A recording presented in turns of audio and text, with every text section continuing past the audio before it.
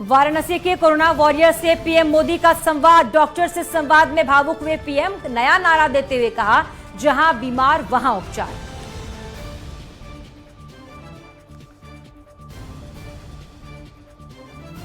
योगी सरकार महामारी को लेकर गंभीर। ब्लैक फंगस को महामारी किया घोषित। लखनऊ में लगातार बढ़ रहे हैं ब्लैक फंगस के मरीज।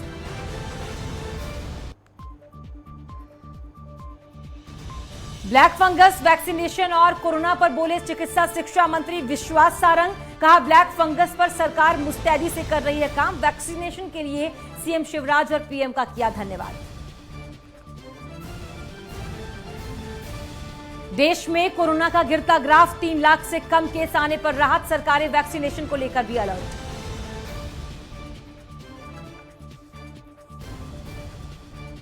दिल्ली एनसीआर में बारिश का दौर जारी। टूट गया सबसे कम तापमान का 70 साल पुराना रिकॉर्ड। उत्तराखंड में 24 घंटे में भारी बारिश होने की संभावना।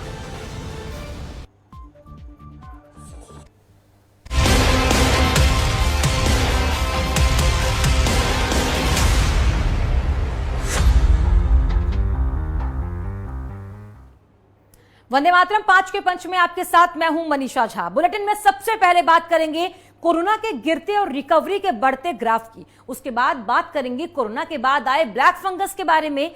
फिर बात करेंगे देश के अलग अलग राज्यों में लगे लॉकडाउन की। और इसी के साथ आगे हम बात करेंगे सुंदर लाल बहुगुणा की। और सबसे अंत में आपको बताएंगे बिहार की बेटी के अनोखे आविष्कार के बारे में।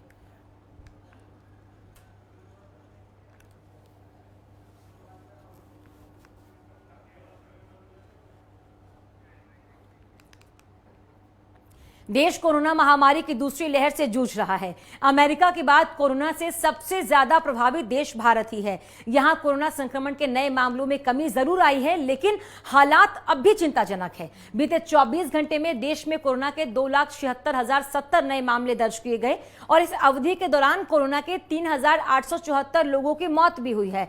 हालांकि राहत की बात यह है कि रिकवरी रेट में इजाफा हो रहा है। आंकड़ों के मुताबिक 3,69,077 लोगों को डिस्चार्ज किया गया है। देश में कोरोना से मृत्यु दर 1.11% है, जबकि रिकवरी रेट 86% से ज्यादा है। कोरोना के एक्टिव केस के मामले में और कुल संक्रमितों की संख्या के मामले में भारत का दूसरा स्थान है।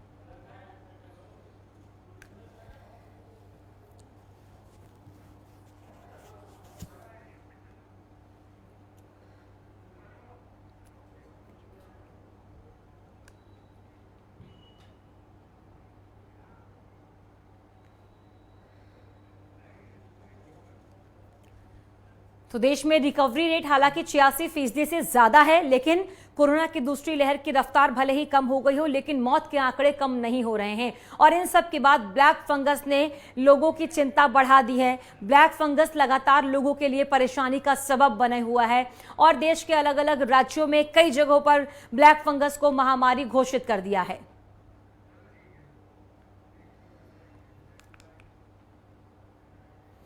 कोरोना के बाद अब ब्लैक फंगस और व्हाइट फंगस महामारी ने परेशानी खड़ी कर दी है। लखनऊ में ब्लैक फंगस केस सामने आने के बाद प्रशासन के लिए नई चुनौती खड़ी हो गई है। आपको बता दें कि पिछले 24 घंटे में जिले में ब्लैक फंगस के करीब 55 नए मामले सामने आए, तो वहीं 6 लोगों की इससे अब तक मौत हो चुकी है।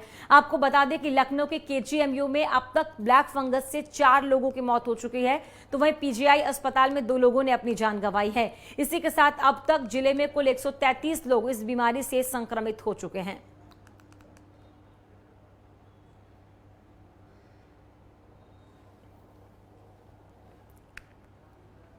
तो ब्लैक फंगस के मरीज लगातार बढ़ते जा रहे हैं। पिछले 24 घंटे में 55 नए मरीज सामने आए हैं और देश में लोगों की चिंता लगातार बढ़ गई। 6 लोगों ने ब्लैक फंगस से जान गंवाई है और जिले में कुल 133 लोग इससे संक्रमित हुए हैं।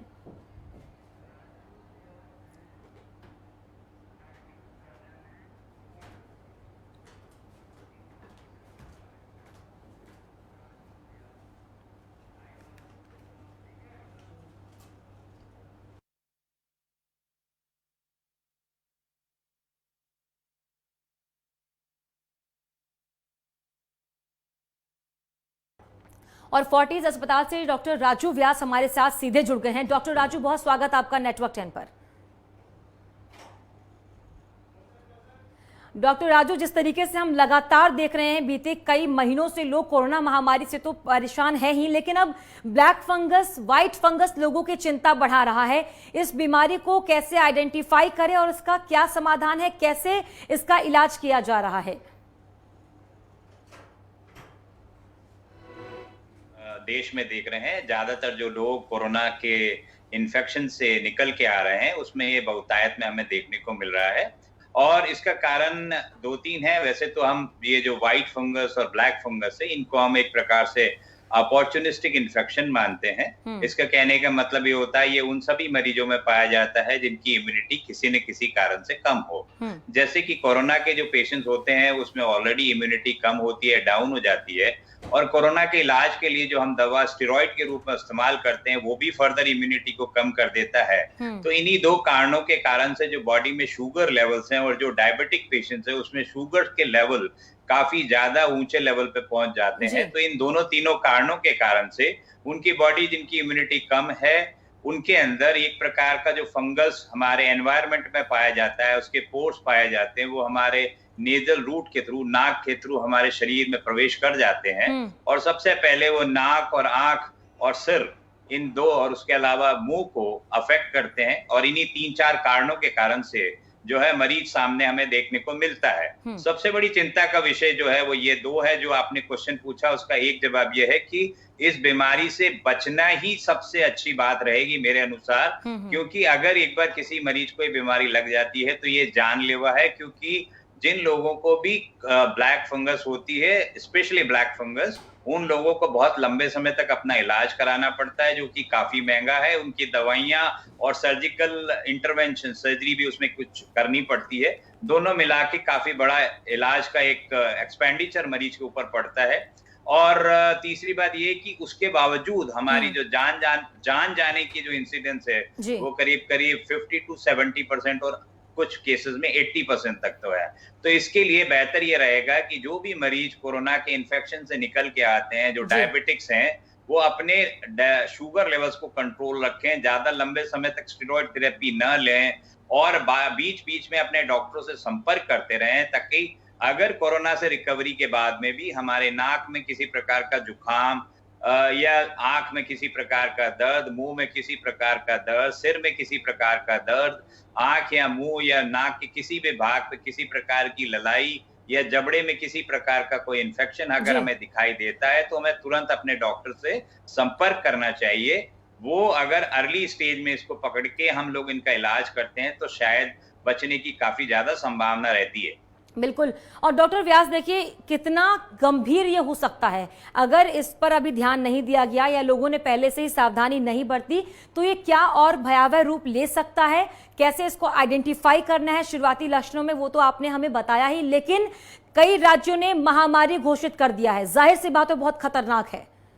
जी, ये महामारी इसीलिए भी मानी गई है क्योंकि जो कोविड से इन्फेक्टेड पेशेंट्स हैं उसमें एक संभावना बनी रही है या हमने देखे नंबर ऑफ केसेस इस बार, क्योंकि हमारी पॉजिटिविटी रेट बहुत ज्यादा रही, हमारे नंबर ऑफ केसेस ज्यादा रहे। और हिंदुस्तान और हम जानते हैं कि एक डायबिटिक हब है, यहाँ पे बहुत ज्यादा डायबिटीज के पेशेंट्स हैं जिनकी ऑलरेडी इम्यूनिटी कम होती है, उसके ऊपर सुपर एडेड एक इन्फेक्शन हो जाता है कोरोना का, और तीसरा हो जाता है हम स्टेरॉइड थेरेपी देना उनकी जान बचाने के लिए, वो भी एक जरूरी पार्ट है।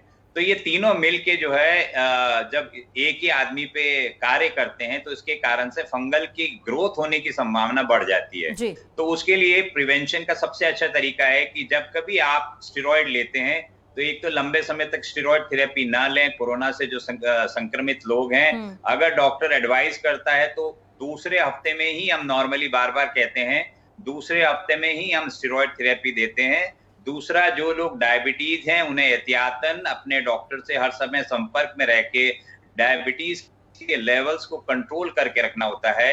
ये सब चीजों का अगर हम एक तरीके से एहतियातन हम ध्यान रखते हैं तो मुझे नहीं लगता है कि बहुत ज्यादा तकलीफ देह होगी ये बीमारी, या हम इसको जल्दी ही अगर पकड़ लें और इसका करेक्टिव मेजर्स ले लें तो मुझे लगता है मरीजों को जल्दी ठीक भी किया जा सकता है। लेकिन इसी के साथ साथ आप एक ही एक्सटेंट देखें, कई लोगों की आंखें से दिखना बंद हो जाता है, कुछ लोगों को हेडेक होने लगा है और बहुत सारी दांतों में भी, कई लोगों को जबड़ों में भी इसने इन्फेक्ट किया है और जबड़े को एक तरीके से गला देता है। तो वो जब सिचुएशन पहुंचती है तो वो एक तरीके से सर्जरी के साथ ही साथ उन लोगों की मोर्टेलिटी भी बढ़ जाती है या मरने की संभावना जी। और डॉक्टर राजू, क्योंकि हमने ये भी देखा है बहुत सारे क्वेश्चंस, बहुत सारे डाउट, बहुत सारे कंफ्यूजन्स लोगों के मन में भी है, और आपने भी ये बताया है कि जो लोग कोरोना संक्रमित हो चुके हैं उनके अंदर ये इन्फेक्शन होने के ज्यादा चांसेस है। जो नॉर्मल व्यक्ति है जिसे कोरोना नहीं हुआ है, उनको ये संक्रमण हो या व्हाइट फंगस या ब्लैक फंगस हो, उसके चांसेस कितने हैं? उसके बिल्कुल संभावना नहीं होती। जो नॉर्मल इंसान है, इवन जो नॉन डायबिटिक कोरोना से ग्रसित मरीज हैं, उसमें भी इसके होने की संभावना नहीं है। ये चीज हमें ध्यान रखना पड़ेगा कि जो नॉर्मल पेशेंट है, जो कोरोना से संक्रमित नहीं हुए, और जो कोरोना से संक्रमित हुए माइल्ड या मॉडरेट में भी, जिनको डायबिटीज वगैरह नहीं है, उन लोगों को सिर्फ अपनी इम्यूनिटी पे, कोरोना के इन्फेक्शन से निकलने के बाद में इम्यूनिटी पे ध्यान देना चाहिए। जितना जल्दी इम्यूनिटी पे ध्यान देंगे, उनकी जो है फंगल इन्फेक्शन होने की संभावना इन दोनों कैटेगरी के मरीजों को कम से कम रहती है। और जिस तरीके से संक्रमण की दूसरी लहर भी अब धीमी पड़ गई है, तीसरी लहर की लगातार हम बात कर रहे हैं, उसका जिक्र करते हैं। तीसरी लहर और भी ज्यादा खतरनाक साबित हो सकती है, जो लोगों को डरा रही है। बच्चों के लिए खतरनाक साबित हो सकती है, जिसको लेकर परिजन परेशान है। बच्चों के, छोटे बच्चे जो हैं, उनके माता पिता और ज्यादा परेशान है। उस लहर से लड़ने के लिए किस तैयारी की जरूरत पर्सनल लेवल पर एक आम इंसान को है? सरकार क्या तैयारी करे, उस चीज की क्या जरूरत है? पहली बात तो कि यह एक अलर्ट मोड है। सरकार की तरफ से जो भी हम लोगों के सामने आज चीज रखी गई है या मीडिया के द्वारा आप लोग देख रहे हैं, वो एक अलर्टनेस है कि हमें इस बार कोरोना की जो सेकेंड वेव हम लोगों ने देखी, जो कि काफी भयावन थी हम लोगों के लिए, और उसमें काफी सारे लोगों की जान भी गई, उसको देखते हुए अब आगे आने वाले दिनों में हमें ढिलाई नहीं बरतनी है। लेकिन साथ ही साथ हमें अलर्ट भी रहना है, क्योंकि क्या होता है कि वायरल हो या बैक्टीरियल इन्फेक्शन जो होते हैं, ये वेव फॉर्म में ही आते हैं। कभी एक वेव आएगी, जाएगी, फिर दूसरी आएगी, तीसरी आएगी। लेकिन हमें अपने अलर्ट मोड में रहना है। जहां तक पर्सनल लेवल का आपने क्वेश्चन किया, तो पर्सनल लेवल पे जो पेरेंट्स हैं, क्योंकि जैसा कि अपन संभावित देख भी रहे हैं, मान भी रहे हैं, और आज एक सीरो सर्वेलेंस की रिपोर्ट भी आई है दिल्ली से, उसको देखते हुए ऐसा लगता है कि जो आने वाली थर्ड वेव होगी, जो कि आएगी, संभावित समय अपने को नहीं पता है, उसके बारे में ये कह सकते हैं कि जो लोग कोरोना के वैक्सीनेशन नहीं ले पाएंगे तब तक, स्पेशली वो लोग हैं जिसमें से अभी तक लिए नहीं, और बाकी जो 18 साल से छोटी उम्र के बच्चे हैं जो रह जाएंगे, वो दो कैटेगरी के मरीज ऐसे होंगे जिसमें एक संभावित संभावना रहेगी कि वो थर्ड वेव में जाते जाते इन्फेक्ट हो सकते हैं। पहली बात। दूसरी बात, हाँ, मैं पेरेंट्स से, सभी लोगों से, घर के जितने ही लोग हैं, उन सभी से आग्रह करता हूं कि नॉर्मली बच्चे जो है, क्योंकि अभी स्कूल्स बंद हैं, उनकी एक्टिविटीज बहुत ही कम है, ज्यादातर बच्चे घर में रहते हैं, तो ऐसे समय में जो सीरो सर्वेलेंस की आज रिपोर्ट मैंने देखी, जिसमें बताया कि 60% बच्चे ऑलरेडी इन्फेक्टेड है, काफी अलार्मिंग है। लेकिन संभावित उसमें चिंता करने की बात इसलिए नहीं है क्योंकि उनको सबको माइल्ड सिम्टम्स रहे। इस बच्चों को ये इन्फेक्ट हुए कैसे, ये जानना बहुत ही ज्यादा जरूरी है। और संभावना जो हम लोग सोचते हैं वो ये कहते हैं कि जो भी व्यक्ति घर से बाहर गया, चाहे वो माता या पिता, जो भी जॉब के लिए जाते हैं, अपने कार्य करने जाते हैं, वो लोग जब वापस घर में आते हैं, क्योंकि बच्चे तो घर से बाहर गए नहीं, तो वही लोग अपने साथ जो भी बीमारी लेके आए या बीमारी लेके आए, उसी के कारण बच्चों को इन्फेक्शन लगा। ये एक संभावना है, मतलब ज्यादा संभावना इस बात की है। तो हमारे लिए, पेरेंट्स के लिए सबसे ज्यादा इंपॉर्टेंट ये है कि हमें अपने पेरेंट्स को ये रिक्वेस्ट करना है कि आप जितना जल्दी जाके अपना वैक्सीनेशन करा लें, तो उससे ज्यादा बेहतर ये रहेगा कि अपन अपने बच्चों को प्रोटेक्ट कर पाएंगे।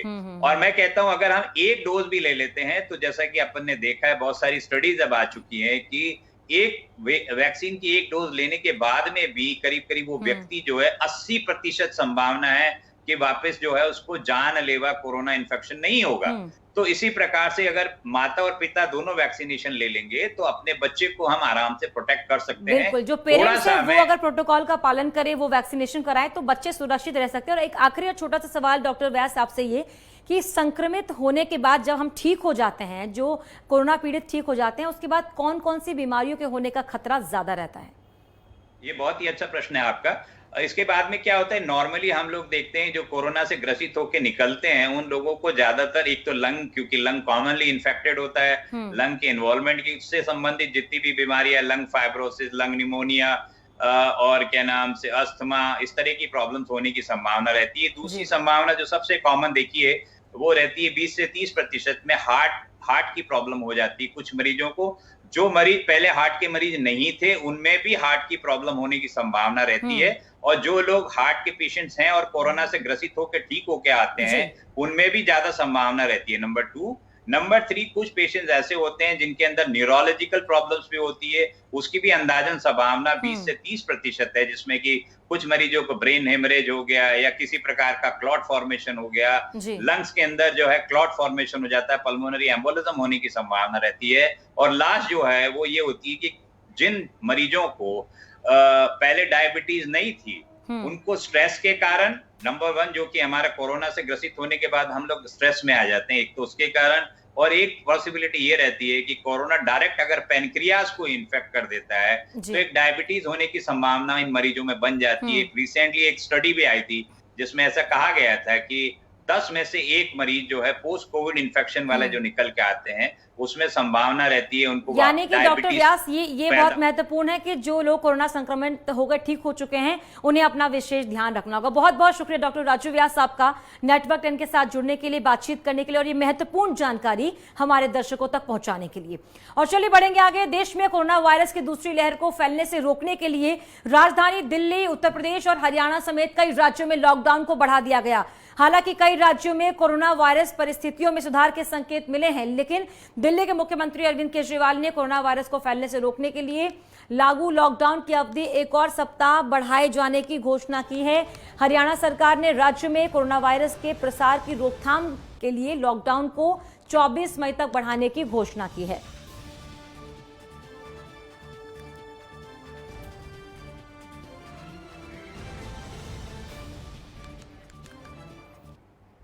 प्रख्यात पर्यावरणविद सुंदरलाल बहुगुणा का आज निधन हो गया। सुंदरलाल बहुगुणा ने अपना पूरा जीवन पर्यावरण की रक्षा के लिए समर्पित किया। महात्मा गांधी के अनुयायी बहुगुणा ने पर्यावरण के लिए कई आंदोलन किए। चिपको आंदोलन के सजग प्रहरी के तौर पर बहुगुणा ने पर्यावरण के लिए देश दुनिया को एक बड़ा संदेश दिया। 94 साल की उम्र में एम्स ऋषिकेश में उनका निधन हो गया। वो कोरोना, निमोनिया और डायबिटीज से पीड़ित थे।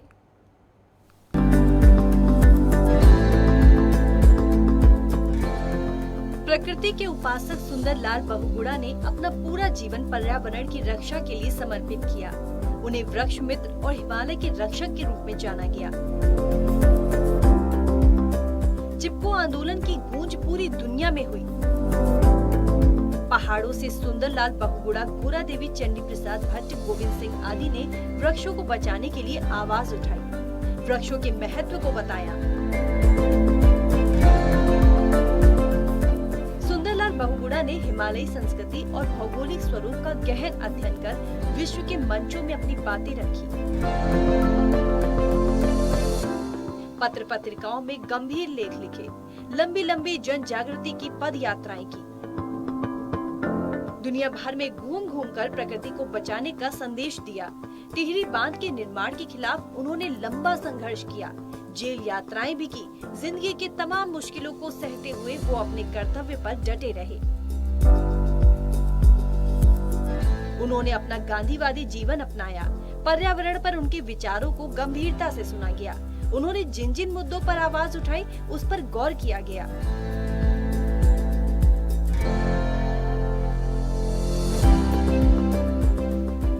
सुंदरलाल बहुगुणा का जन्म 9 जनवरी 1927 को उत्तराखंड के टिहरी में हुआ था। वो विलक्षण प्रतिभा के थे। युवावस्था से ही सामाजिक क्षेत्र और जन सरोकारों के प्रति रुझान था। 18 साल की उम्र में उन्हें पढ़ने के लिए लाहौर भेजा गया। वहाँ डीएवी कॉलेज में उन्होंने अध्ययन किया।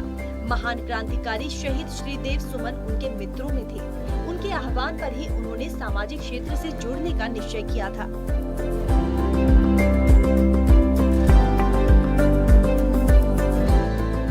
शुरू में उन्होंने राजनीतिक क्षेत्र में दिलचस्पी दिखाई। छात्र जीवन में वो गांधीवादी विचारों की ओर प्रभावित हुए और सादा जीवन उच्च विचार के ध्येय वाक्य पर अपने जीवन को ढालने का प्रण किया।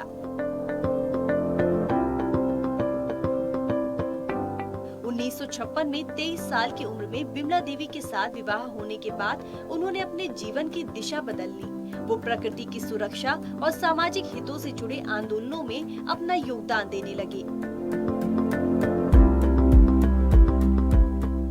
उन्होंने मंदिरों में हरिजनों को प्रवेश के अधिकार दिलाने के लिए आंदोलन किया। सुंदरलाल बहुगुणा ने विवाह के बाद उन्होंने गांव में रहने का फैसला किया और पहाड़ियों में एक आश्रम खोला। बाद में उन्होंने टिहरी के आसपास के इलाके में शराब के खिलाफ मोर्चा खोला। 1960 के दशक में उन्होंने अपना ध्यान वन और पेड़ की सुरक्षा पर केंद्रित किया।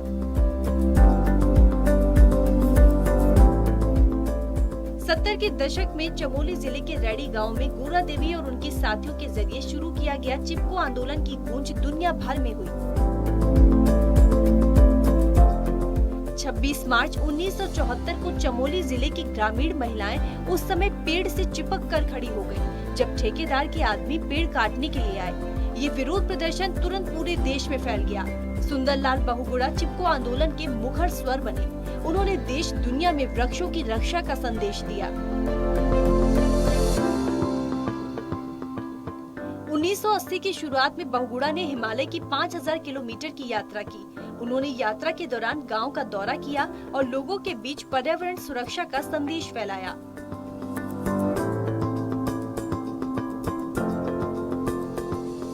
उन्होंने तत्कालीन प्रधानमंत्री इंदिरा गांधी से भेंट की और इंदिरा गांधी से 15 साल तक के लिए पेड़ों के काटने पर रोक लगाने का आग्रह किया।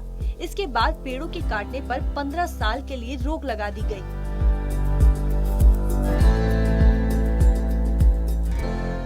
बहुगुणा ने टिहरी बांधों के खिलाफ आंदोलन में भी अहम भूमिका निभाई थी। उन्होंने कई बार भूख हड़ताल की। तत्कालीन प्रधानमंत्री पीवी नरसिम्हा राव के शासनकाल के दौरान उन्होंने 1.5 महीने तक भूख हड़ताल की थी। उन्होंने कई बार भूख हड़ताल की। सुंदरलाल बहुगुणा ने हमेशा इस बात को प्रमुखता से रखा था कि बांध बनने से हमेशा इस क्षेत्र के कच्चे पहाड़ों के दरकने की आशंका रहेगी। उच्च तकनीक का बांध तो भूकंप का सामना कर लेगा, लेकिन ऐसी स्थिति का सामना पहाड़ियां नहीं कर पाएंगी। बांध टूटा तो कई क्षेत्रों में जल प्रलय जैसी स्थिति की आशंका हो जाएगी। अपने जीवन के लंबे समय तक वो टिहरी बांध का विरोध करते रहे। सुंदरलाल बहुगुणा ने पर्यावरण की रक्षा के लिए जो अलख जगाई, उसके लिए दुनिया उनको गौर से सुनती रही। लोग उनके आंदोलनों से जुड़े। सुंदरलाल बहुगुणा ने कई अंतर्राष्ट्रीय मंचों पर अपनी बात बेबाकी से रखी। सुंदरलाल बहुगुणा की उपलब्धियों को देखते हुए जमुनालाल बजाज पुरस्कार से उन्हें सम्मानित किया गया। जब उन्हें देश ने पद्मश्री देना चाहा, तो आत्मसम्मान के लिए उन्होंने इसे लेने से इनकार किया। आखिर उन्हें पद्म विभूषण से सम्मानित किया गया। कोरोना संक्रमित होने के बाद 8 मई को सुंदरलाल बहुगुणा एम्स ऋषिकेश में भर्ती हुए थे। सुंदरलाल बहुगुणा ने कई महत्वपूर्ण किताबें लिखी हैं। प्रकृति को बचाने के लिए सुंदरलाल बहुगुणा का अथक योगदान है। उनका पूरा जीवन प्रकृति की रक्षा के लिए समर्पित था। वास्तव में प्रकृति के साथ जो छेड़छाड़ हुई और उपेक्षा हुई है, उसे लेकर समाज में सुंदरलाल बहुगुणा जैसे प्रहरियों ने बहुत पहले सचेत कर दिया था। सुंदरलाल बहुगुणा हमेशा अपने जुझारूपन स्वभाव के लिए याद किए जाएंगे। खासकर हिमालय क्षेत्र के लिए उनका अथक योगदान है।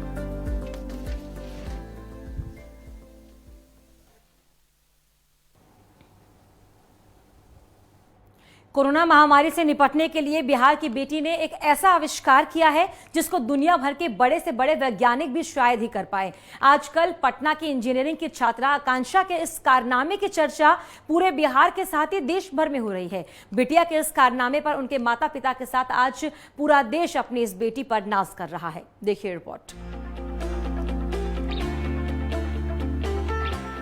दरअसल कोरोना के कहर को कम करने के लिए देश विदेश के साइंटिस्ट लगातार खोज कर रहे हैं।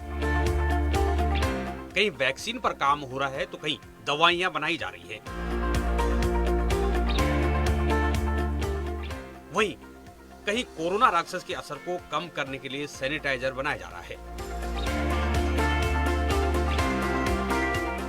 लेकिन बिहार की बेटी आकांक्षा ने एक ऐसा आविष्कार किया है जो कोरोना में काम कर रहे फ्रंटलाइन वर्कर्स की जान बचाने के काम आएगा। दरअसल आकांक्षा ने एक मिडी रोबोट इजाद किया है, जिसकी मदद से डॉक्टरों को कोरोना संक्रमित मरीज के पास नहीं जाना पड़ेगा और दूर से ही मरीज की सभी जांचों से लेकर उसका इलाज भी किया जा सकेगा।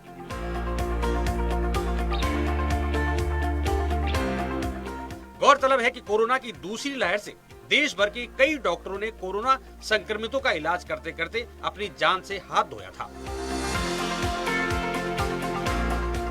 ऐसे में देश भर के स्वास्थ्य महकमे के सामने इन हेल्थ वर्कर की जान बचाने की बड़ी चुनौती सामने आ रही थी।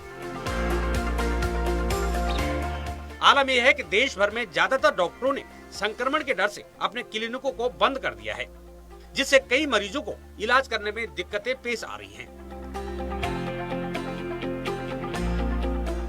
लेकिन अब बिहार की बेटी आकांक्षा के इस आविष्कार से कोरोना महामारी में मरीजों का इलाज कर रहे डॉक्टर और दूसरे हेल्थ वर्कर्स को कोरोना संक्रमण से बचाया जा सकेगा।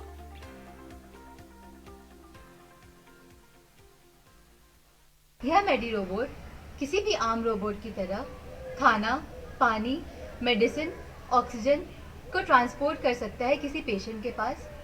इस रोबोट के थ्रू हम सर्विलांस भी कर सकते हैं। इसमें 2 वे वीडियो कम्युनिकेशन की भी सुविधा है, जिससे डॉक्टर और पेशेंट एक दूसरे को देख सकते हैं।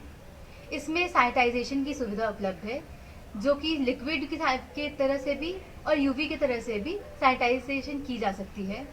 इस रोबोट की सबसे खास बात यह है कि इस रोबोट के थ्रू हम किसी भी संक्रमित व्यक्ति के वाइटल पैरामीटर्स को मेजर कर सकते हैं, जो कि बहुत ही इम्पोर्टेंट होता है। आपको बता दें कि ये रोबोट किसी भी कोरोना संक्रमित मरीज का बेसिक मेडिकल जांच प्रामाणिकता के साथ करता है। साथ ही मरीज का रियल टाइम डाटा और पूरे डाटाबेस के साथ मरीज की सभी जांचें भी करता है। साथ ही इस रोबोट की मदद से मरीज के खून में ग्लूकोज की मात्रा, ऑक्सीजन की मात्रा का लेवल, हृदय गति, तापमान, ब्लड प्रेशर, वजन, ईसीजी, वायरलेस स्टेथोस्कोप से फेफड़ों की जांच समेत कोरोना मरीज की तमाम जरूरी जांचें की जा सकती हैं। इसके अलावा ये रोबोट कोरोना संक्रमित मरीज को दवाइयां, खाना, पानी, नेबुलाइजर और ऑक्सीजन जैसी जरूरी चीजें भी पलक झपकते ही पहुंचा सकता है।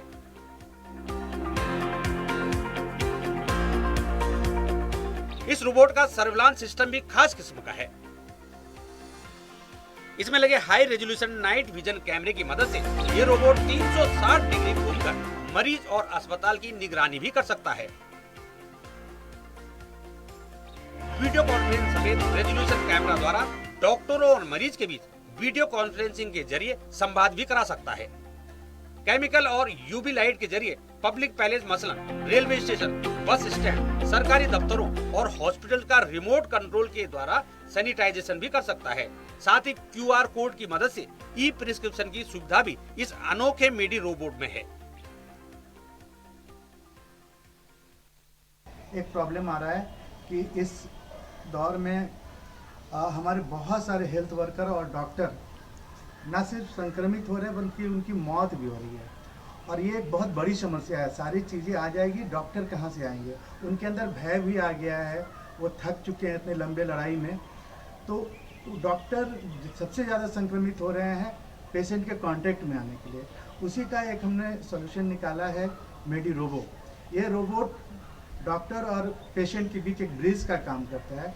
डॉक्टर पेशेंट के पास गए बिना उनके वाइटल पैरामीटर्स को मेजर कर सकता है। आकांक्षा के लिए खुशखबरी वाली खबर भी आई है। भारत सरकार के मानव संसाधन मंत्रालय के अधीन आने वाली अखिल भारतीय तकनीकी शिक्षा परिषद ने आकांक्षा के इस आविष्कार के लिए उनका चयन छात्र विश्वकर्मा अवार्ड के लिए फाइनल राउंड के लिए चयन किया है।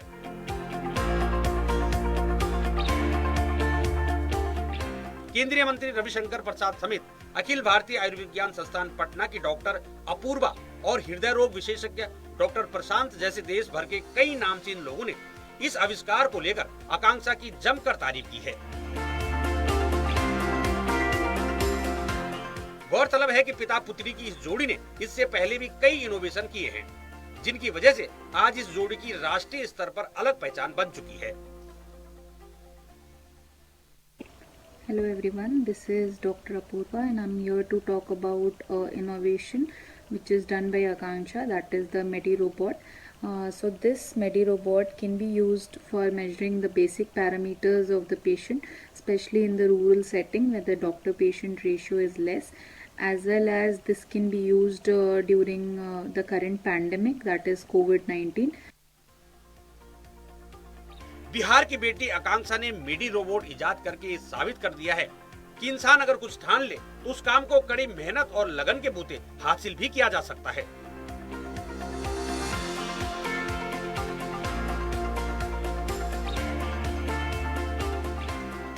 साथ ही आकांक्षा ने मेडी रोबोट इजाद कर समाज में एक नजीर भी पेश की है। बिहार की इस बेटी ने अपने खुद के बूते वो कारनामा कर दिखाया है जिसको बाकी वैज्ञानिक करोड़ों रुपए खर्चा करने के बाद भी शायद ही कर पाए। अनिमेश, नेटवर्क 10, पटना। और 5 के पंच में फिलहाल इतना ही। आप देखते रहिए नेटवर्क 10। जय हिंद।